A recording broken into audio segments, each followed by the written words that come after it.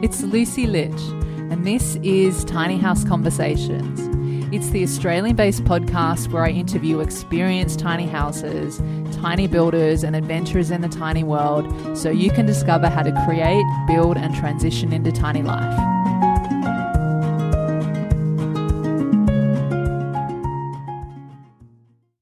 Welcome back to Tiny House Conversations. Today I'm speaking with Lisa Tranter, an experienced tiny house dweller who lives with her partner Matt in their strikingly beautiful DIY tiny home in the Blue Mountains of New South Wales. Lisa dreamt of owning and living in a tiny house for a few years before meeting Matt, who quickly came on board after seeing how creative you can be designing a small space. And Matt just happened to be a bathroom and kitchen renovation specialist. What a great person to meet if you're dreaming of living in a tiny home, right? So Lisa and Matt are tiny living and builder enthusiasts.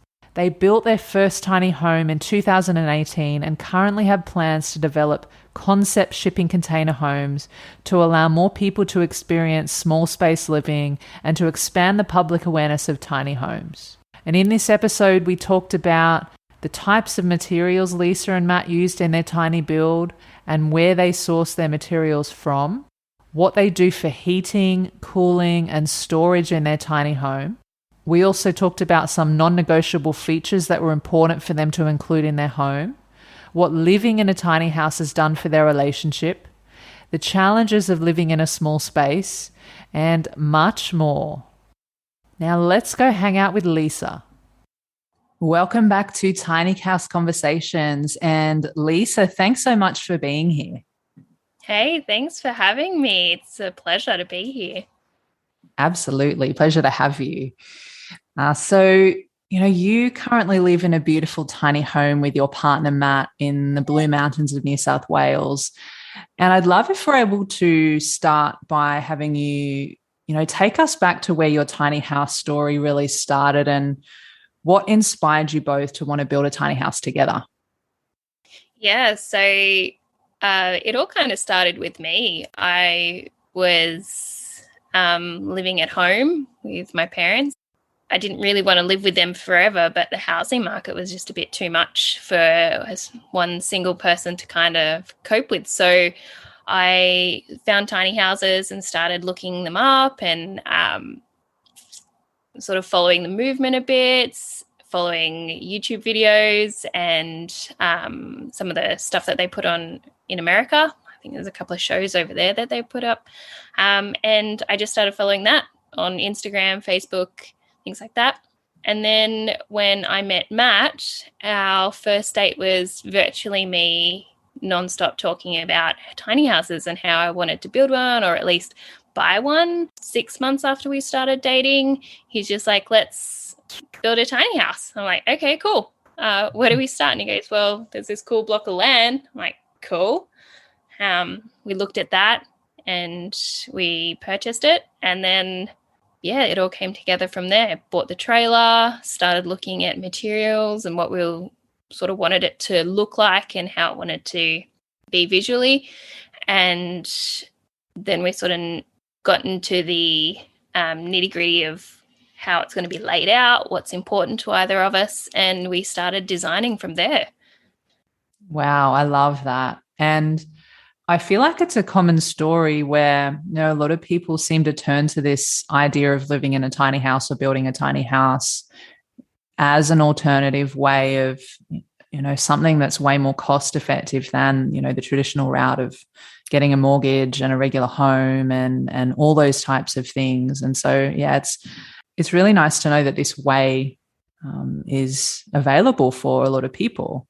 And, even better, meeting someone like Matt, as you say, because I know that he's got a business in bathroom and kitchen renovation. So that's pretty handy to kind of, want to have this dream of a tiny home and then you meet someone that kind of has these really transferable skills. And I'm wondering because you did your house as a DIY build, I'm wondering what that process was like for you both and how long did the build take?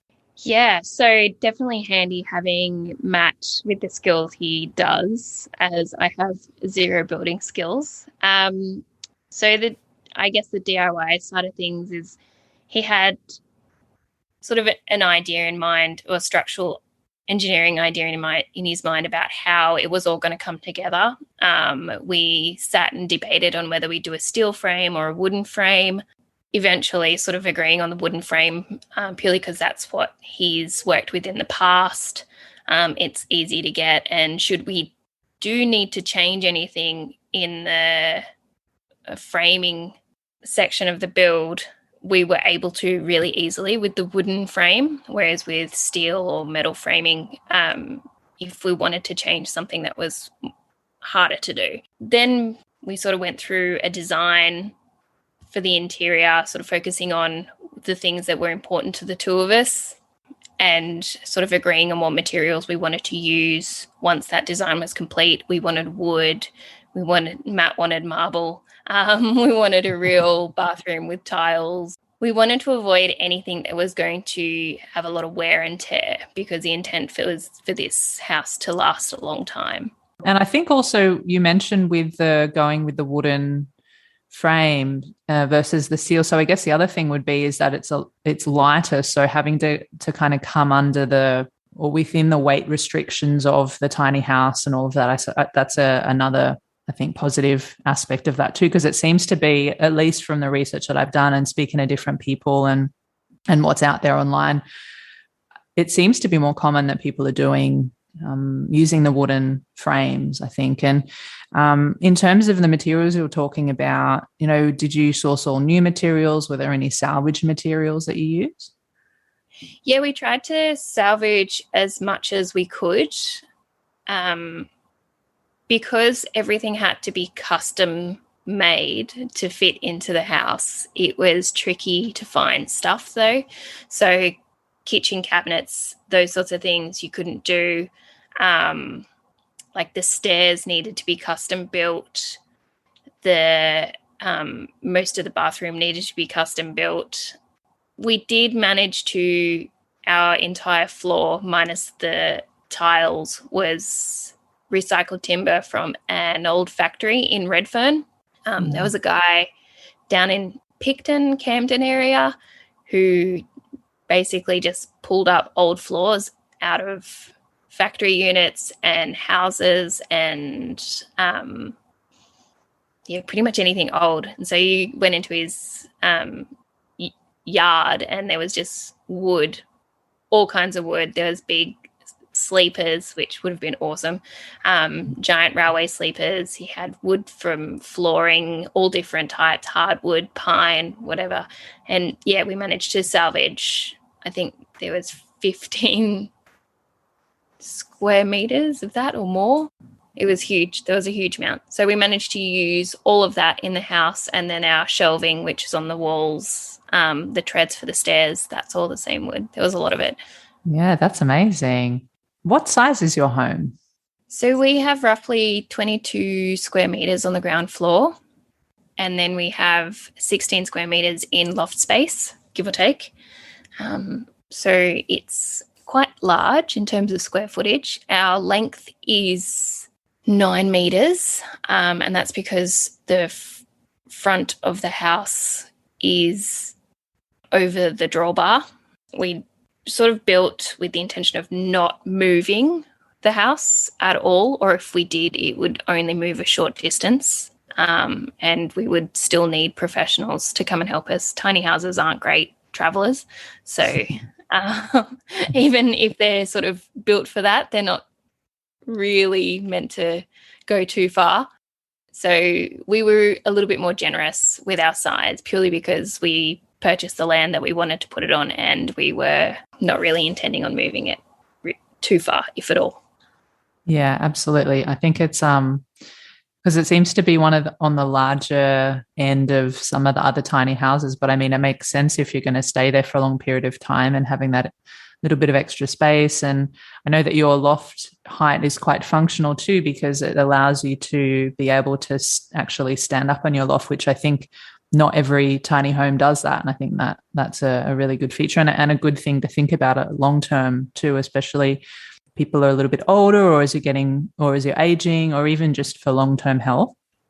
Definitely. Yeah. Matt and I both have, they're not major health issues, but we get sore. Exactly. Yeah. So, stooping down and crawling into bed every day just wasn't really appealing to us. And because we were in the position where we are, where we purchased our land and stuff, we were able to be not only generous with the length of our house, but a little bit more generous with the height of our house as well. Yeah. So, no, that's great. And are you guys on or off the grid? We are currently on the grid. There's a few little design flaws that prevented us going off grid, and that's the 5 skylights currently on the roof. Wow. And the smaller footprint. So we had intended on doing solar and rainwater catchment as well for at least grey water toilets and like the laundry and things like that. Solar panels wouldn't obviously fit on the roof either, so we haven't been able to go with solar yet either. But we have recently put a awning over our shipping container, which has some storage in it, and we have put a proper roof over the veranda, so it's more like a patio now. So we are looking at getting some nice big rainwater tanks and putting solar panels on there. Matt collects classic cars, and he did intend on actually having a garage for them at some stage. So I think when he decided that he wanted 5 skylights in the roof and to go off grid, the intention was to put solar panels elsewhere. So yeah. He also liked the idea of those solar panels that opened like a flower, and he thought, we can get a couple of those. And then after research, we realized they were ridiculously expensive. Yeah. I mean, and there is different options for solar, as you say. I know there's also options of having like trailers. Some tiny house building companies have actual whole trailers where you can have quite a lot of solar panels that are external from the home. And I think also it would be really beautiful to have those skylights. I know just having one skylight is beautiful. So I'm wondering, what do you guys do in the winter for heating and then cooling in the summer? Yeah, so for heating, we have a small combustion fireplace. It's fabulously designed. It's deep enough and tall enough that you can fit full-size logs in, but you can only maybe put 1.5, 2 in at a time. We're really fortunate that we have a lot of hardwood around us, so they last a long time, which is great. And that heats up the house so quickly. 10 minutes of that going full blast, and the house is almost too hot. For summer, we have an air conditioner, which, because we went with a black exterior, does work. It's bum off. It works hard. However, we did invest in a lot of insulation. So when we did decide on going with the black colour bond, we did put extra insulation through the house, and we put blinds on all of the windows as well. And we went with a honeycomb blind. So you've got the 2 air pockets, one on the inside and one on the outside. And so when the heat hits the window, it kind of gets trapped in those blinds and keeps the house really cool. We've noticed a huge difference since installing those, how quickly, firstly, the house cools down in summer. The house doesn't get nearly as heat soaked with them on. And then we put them on the skylights as well. So it's made a huge difference keeping both the heat in winter, not that it gets very hot, very cold here, and in summer, keeping the cool air in. Yeah, absolutely. Because you think, I guess, especially in a small space, that things could heat up quite quickly if you've got that direct sun and all of that too. And also because you're in the mountains. Would love to know, what were some of the non-negotiable features that you wanted to include in your home? And do you have a favorite feature of your home? Yeah, so non-negotiables was a full working kitchen for me. Coming from a 1-bedroom flat that didn't have a kitchen at all.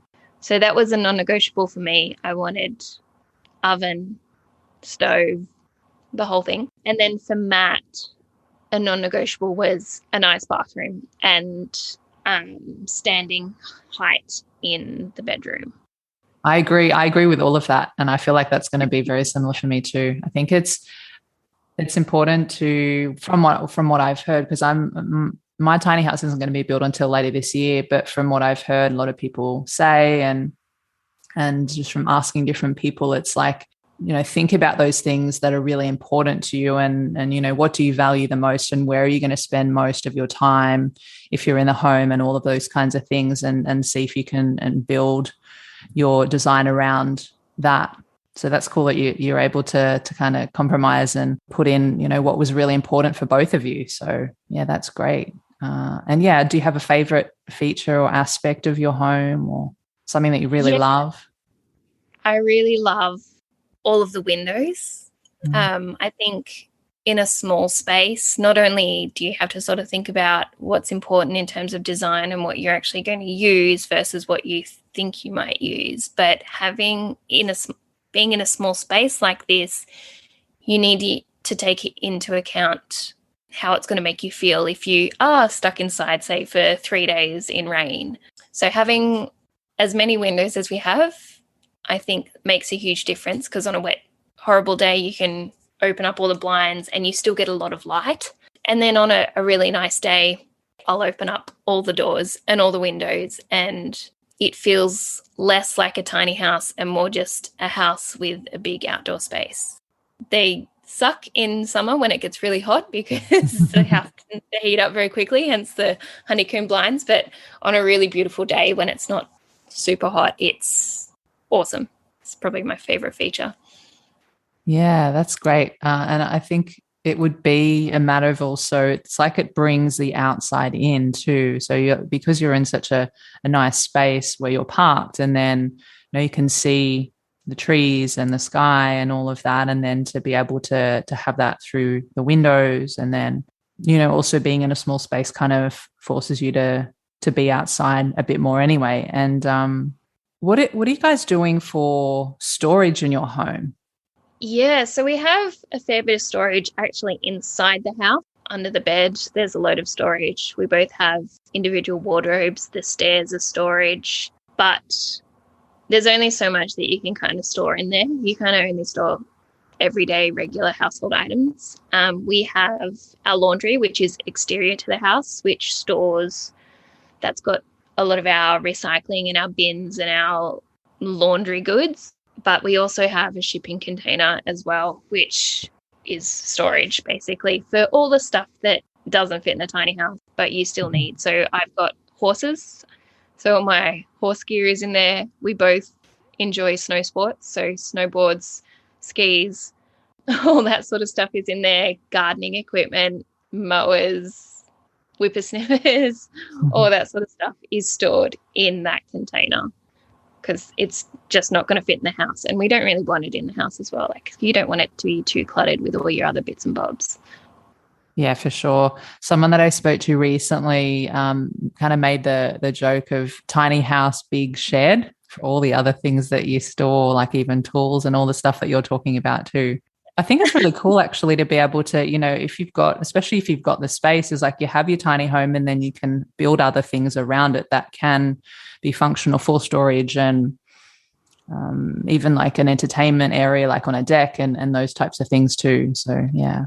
Everyone has their hobbies, and if you want to go really tiny, you still have to take them into consideration. So you either have storage elsewhere or you try and fit them into your tiny.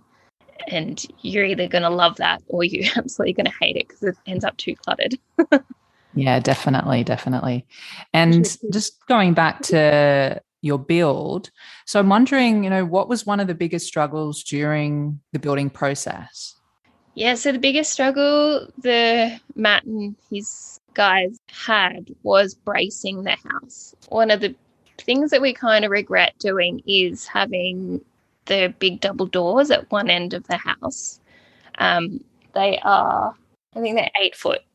And because when you're framing and you're trying to brace the house before you put any cladding on the outside or gyprock on the inside, because there's a huge section of the house that wasn't actually being braced at all because there was a door that was intending on being there. There was a lot of movement, and they were a little bit worried about how it would withstand any kind of severe force, wind being the main one where we are. We tend to get hit with some pretty heavy winds if it's coming from the west.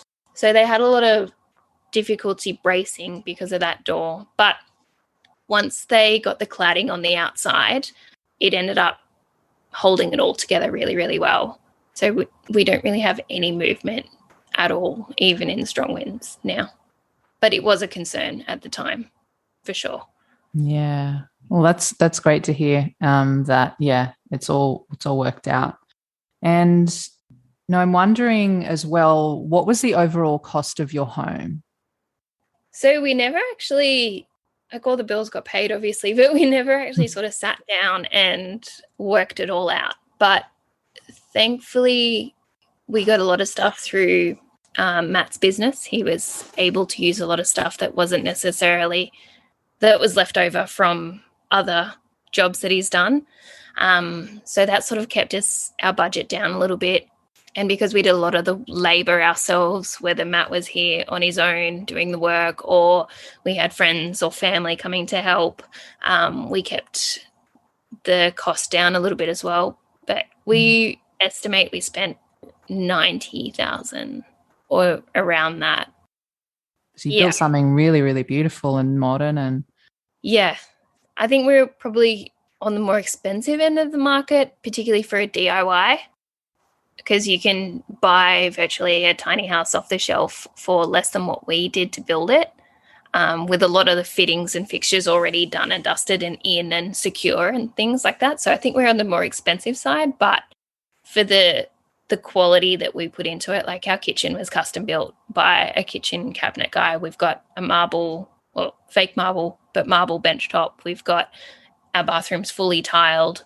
We've got fireplaces and everything's sort of built in. So the quality's right up there. Basically, you're living in a normal house, and for quality, it's just smaller. Yeah, definitely. I think there is a range of different prices of DIYs, isn't there? Because I have seen some people, depending on how much they did themselves, what kind of materials they're using, if they, outsourced any of it to other people. I've seen, as low as anywhere from 10,000 to 50, 60, 70. So yeah, I guess there's a spectrum. And as you say, because you've used such high quality materials and it is very similar to a regular home, but just a tiny version, I think that's still great. And then also if you think about, how much a regular home costs to buy, especially in Sydney or in New South Wales or, different parts of the country, especially in the main cities and all of that, it's such a fraction of that price. Because I know for me as well, I'm not going to be doing a DIY build, at least not for my first home, and then we'll see what happens with other parts of the home, because I would like to have a hand in what I'm going to be living in and what I'm creating.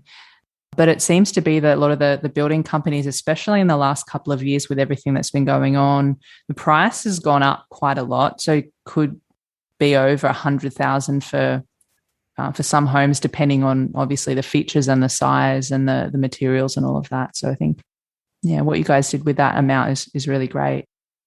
So you guys have been in your home for about 3 years now, and I'm wondering if, is there anything particularly challenging about living in a tiny home for you, and what are some of the challenges you might have experienced?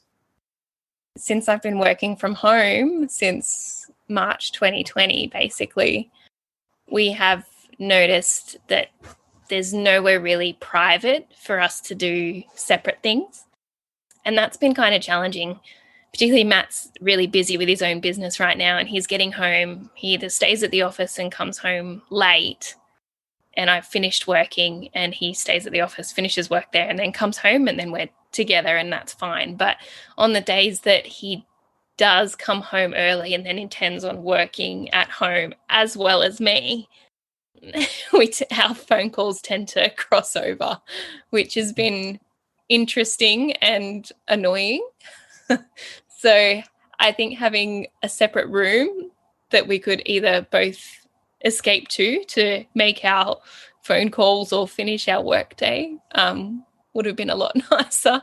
But I think that's probably I think the heat as well. It's just getting hotter and hotter where we live now. And the heat's been a real challenge as well, because we can't necessarily go outside on a hot day. Like both of us, we're kind of stuck inside in the air conditioning. So, yeah, those two things are probably the most challenging things we've come across yet. Yeah, no, that's good to know. And do you feel like in terms of, you're talking about like the separation of spaces for a bit more privacy, or, so you guys can like do what you need to do or have phone calls, do you feel like that would be something that you do differently if you could do it again? Or is there something else that you might do differently with your build or any of the final features of your home? I think we would change things slightly. I think we might enclose the bedroom. Firstly, because of mosquitoes. That's a war we've waged for the last 6 months, but also for that privacy as well. So we probably allocate a private space where you can go, like the bedroom. And if you want to go to bed early, or if you need to work and you need to make an important phone call and you can't be disrupted, we would go into there. At the moment, the only room that is fully enclosed is our bathroom, and you don't want to make a phone call in the bathroom if you can help it. So it's either outside or in the bathroom. Yeah. I suppose it seems to be that with tiny homes, there is more open space living. And Yes. unless you actually intentionally build a separate room or a separate space, maybe you don't find out until later, like what you're talking about with how that actually plays out day to day. So that's a really good thing to know, and maybe consider for people that are at the beginning of, maybe planning their build or what they're going to do. Yeah. Definitely if you're planning on working from home. I guess when we built the house, I wasn't working in a job that allowed me to do that. I was managing cafes in Sydney. So when I started this role and I was told to work from home until further notice, having privacy to make a phone call when someone else was in the house was kind of the last thing on our minds when we built. Hindsight's always 2020. Yeah, absolutely. Absolutely. And I think it's also a matter of learning by doing as well, isn't it? Oh, yeah, for sure. I think we helped a friend build a container house, and they are able to lock their bedroom door. And looking at what we've done versus what they've done, and being able to do that next time, it's definitely going to be on the list of must-haves for sure. Nice. So I'm curious, what's one of the best parts about tiny house living for you? I like the tiny house because it's a much more cozy feeling space. Like, I don't feel, although we've got things and knickknacks in our house and more by the year that we live here, but I don't feel obligated to fill those spaces with anything. I feel like I have just what I need, and I don't need anything else. I don't need spare rooms. I don't need things, material things. I like the fact that we're both saving money by not buying random things. I like that cleaning only takes me half an hour to 45 minutes on a bad day, and not 2 hours every second or third day to clean the entire house. I like the warmth that a small house brings. I find that sometimes bigger houses, even though they may be nicely designed or nicely sort of spaced, there's some houses are just cold. Oh, and I like to spend more time outside. So I guess having a small house means that you can't really be inside to do something. So you're obligated to spend more time outside. Great.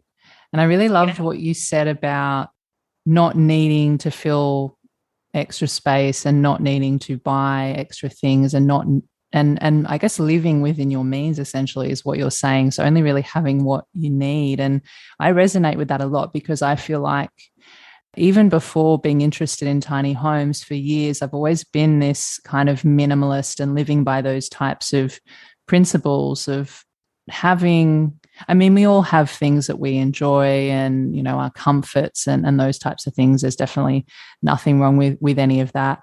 But for myself, I've thought for a really long time, you know, what's functional, what's practical, what's necessary, and maybe even what's meaningful and brings joy, you know, those types of things, and then not needing to or not wanting to build up and clutter the space and life with more material things. So I think that's seems to be, you know, very much in alignment with this whole tiny house lifestyle, this minimalist type approach. And I think it's also a good reminder of, I guess, like what makes us human and what's most important to us. At least for me, it's not material things. It's other things like what you're talking about with being able to spend time outside and in nature, and just having a really nice place that you can call home, where it doesn't need to be anything fancy. It can be a smaller space and you can still have everything that you need and still feel just as at home. Yeah, just having like a little place that you can call your home. And so you talked about some of your favorite parts or some of the best parts for you. What about anything that's your least favorite part about living tiny? I think the hardest part about living in a tiny house is, even though it's an easy space to clean, it does get messy very quickly as well. And it can get very cluttered very quickly, even if it's your basic day-to-day chores. Like at the moment, I've got a washing basket of washing that needs to be folded and put away, and it's been there for probably only a couple of hours. But in that couple of hours, my tiny house has gone from a nice, comfortable, clean space to there's clutter.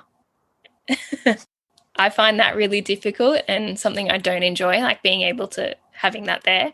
But also having pets in a small space is also quite challenging as well. Like we did accidentally get quite a large dog, and he tends to take up a lot of space. And the cats, there's a lot of cat dander, which I'm allergic to.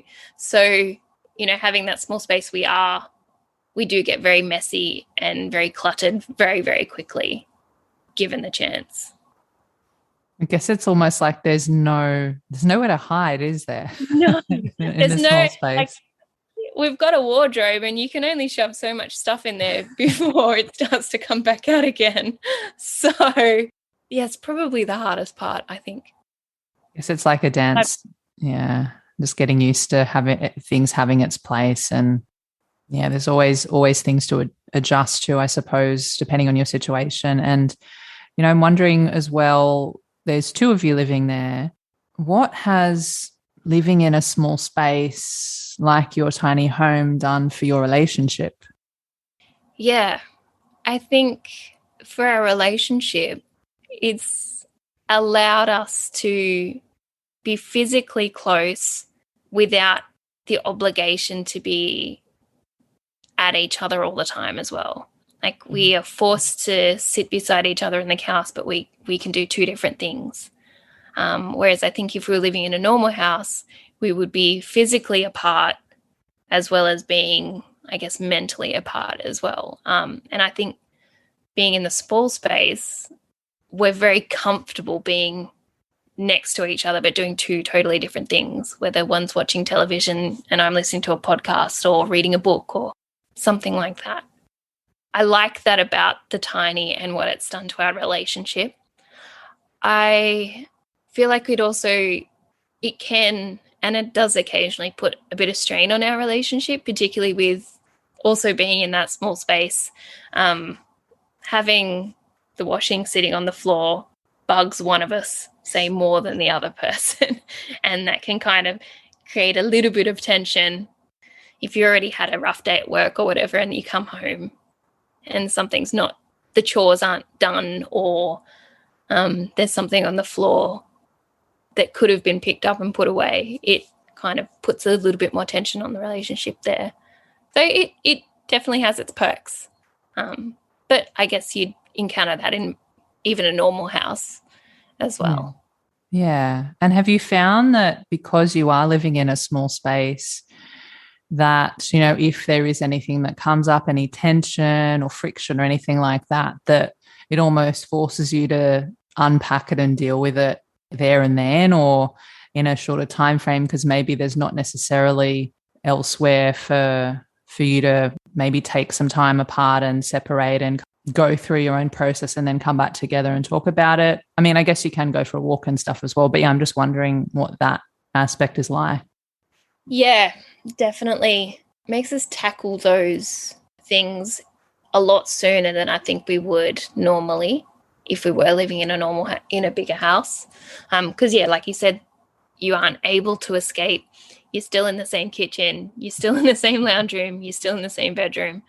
Yeah, we are able to go for walks and go for a drive or spend time outside, and that sort of physically distances us enough that we can take that time to ourselves and sort of reflect on what the issue was. But at the end of the day, you still have to come inside and you still have to tackle it. And being in a small space, you literally don't have enough room in the house to hold all of that energy inside the house. If there is too much tension or if there's a negative energy in the house, it feels like it takes that on, and it feels like it's sort of hovering above you and it can't go anywhere. So you do need to tackle that or talk about it or go through the motions of getting rid of that energy, because the small space holds it closer to you. Yeah, I can imagine. And I'm also curious, is there anything that you wish you knew back when you started your tiny building journey that you might have more awareness about now? I don't think there is, or at least not off the top of my head. I think we may have done things slightly differently in our build in hindsight, but I don't think there's anything I wish I'd known. I think before I'd met Matt, I'd done a lot of research and I'd looked at a lot of different concepts, before we even started the build. So I don't think there was anything that I wasn't naive to or hadn't thought about or hadn't contemplated before starting it.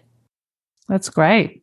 When you're well researched and then you just go into things learning along the way and being okay with whatever happens and making mistakes and challenges coming up, but just keeping moving forward. And so as we wrap up the conversation today, are there any exciting projects that are coming up for you this year, or is there anything else that you'd like to share with our listeners?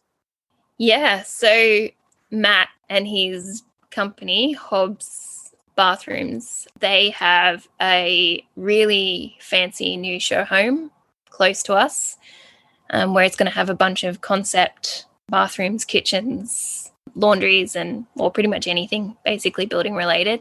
But also attached to that show home is going to be a concept shipping container house or flat, similar to the one that we helped some friends build, in terms of layout and how it's all put together. But that's going to be a fun little project, which we hope to replicate at an investment property that we have, doing things slightly different in each one, and allowing people to come and visit those and stay in those. So that's something that he's working on.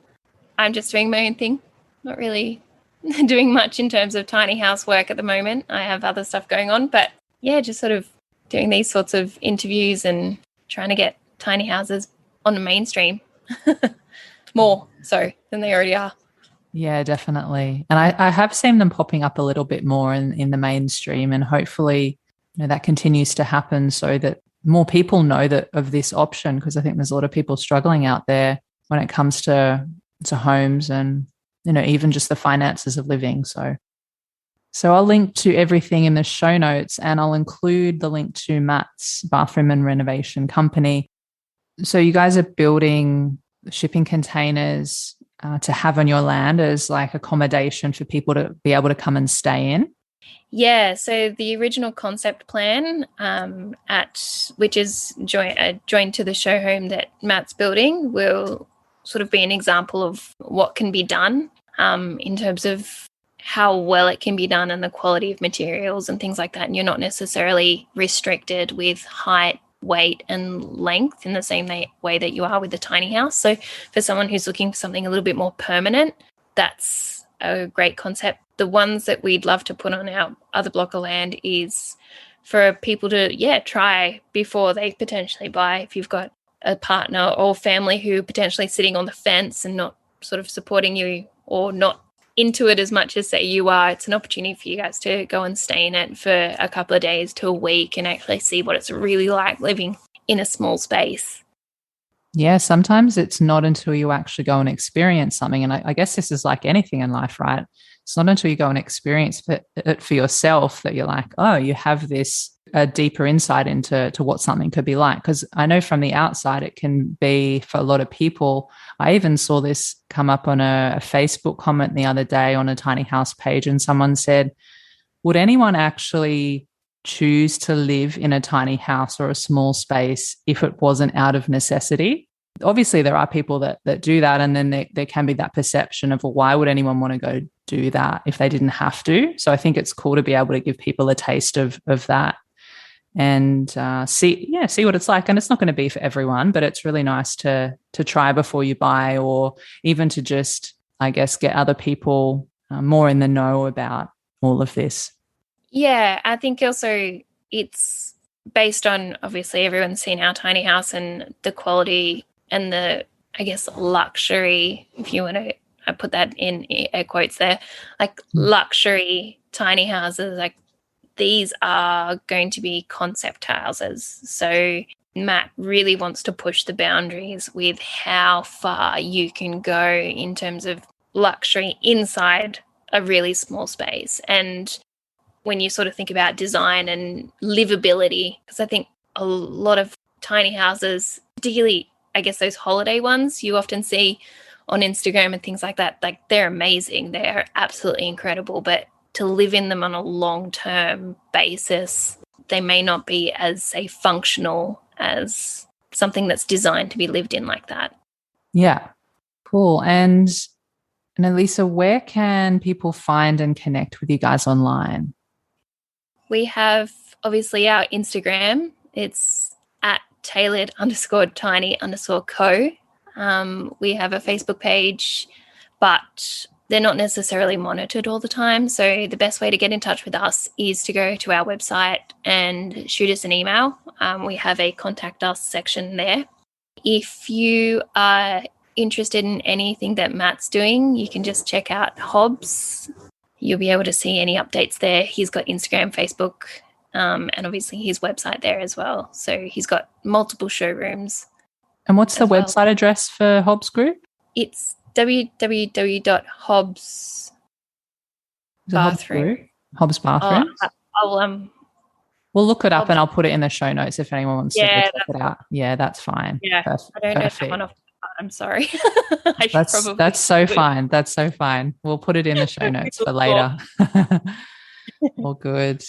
All right. Well, Lisa, thank you so much for your time today. Thank you for sharing your experiences and your stories with us. It's been really great, and I think it'll be helpful for many people, especially if anyone's starting out on their journey of looking into tiny house living. So thank you. No, thank you so much for having me. It's been a pleasure. It's been a fun discussion. Yeah, my pleasure too. And if you're listening to this episode, thanks so much for taking the time to hang out with us, and make sure you go check out Lisa and Matt online. And if you want more tiny house conversations, I release new episodes every Thursday. So if you hit the subscribe button, you'll know exactly when the latest episode is live. And we'll see you next time.